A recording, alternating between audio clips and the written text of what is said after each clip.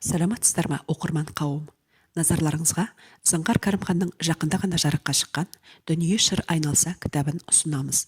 Бұл кітапта автордың белгілі руханият өкілдерімен әңгімелескен сырлы сұхбаттары топтастырылған. Сол сұхбаттардың біріне тоқталсақ. Қазақстан ұлттық арнасының Мәскеудегі тілшісі Нұртас Солтанұлымен болған сұхбатта тілші қазақтың соңғы ханы Кенесары Қасымұлы туралы құжаттың қолжазбасы табылғаны жөнінде айтады.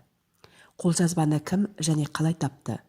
Жаңадан жарық көріп отырған кітап «История Кенесары Қасымова Исада Кенесарина» деген атпен жарияланып отыр.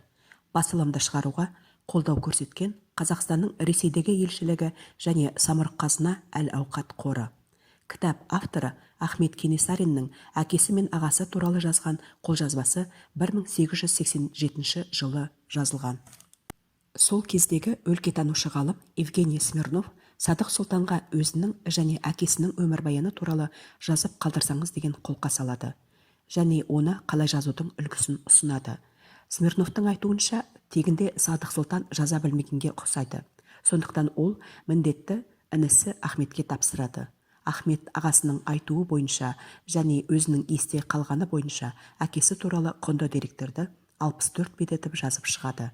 Смирновтың қолына тиген бұл қолжазба 1889 жылы Ташкент қаласында кітап болып басылады. Қолжазба осылайша 1889 жылдан бері табылмай, тек араға 130 жылдай уақыт өткенде жария болып отыр. Бұл аралықта 1992 жылы Жалын баспасынан Смирновтың аудармасы қазақ тілінде басылып шығады. Осымен бұл кітап 3-ші мәрте жарық көріп отыр. Қолжазба Ресейдің мемлекеттік тарих музейінде сақталып келген. Кітаптан білуімізше, қолжазба Орталық Азияны зерттеуші Николай Гродековтың қорында сақталған. Ал бұл қор Петр Щукин дегеннің коллекциясы болып саналады екен. Ресейдің белгілі тарихшысы, түріктанушы Илья Зайцев ислам қолжазбалары жайында жоба ұйымдастырып, көрмеге қою үшін осы тектес құжаттарды қойып жүріп, ойда жоқта Ахмет Кенесариннің қолжазбасын тауып алады. Өзі де тілді білетін, жазуды танитын Зайцев оқып көрсе, кезінде Смирнов жазған кітаптың қолжазбасы болып шығады. Бұл 2004 жылғы оқиға. Бірақ одан кейін ғалымның уақыты болмай, тек биыл ғана жариялауды мақсат етеді. Қазақ мәдениеті үшін қолжазбаның құнды екені даусыз.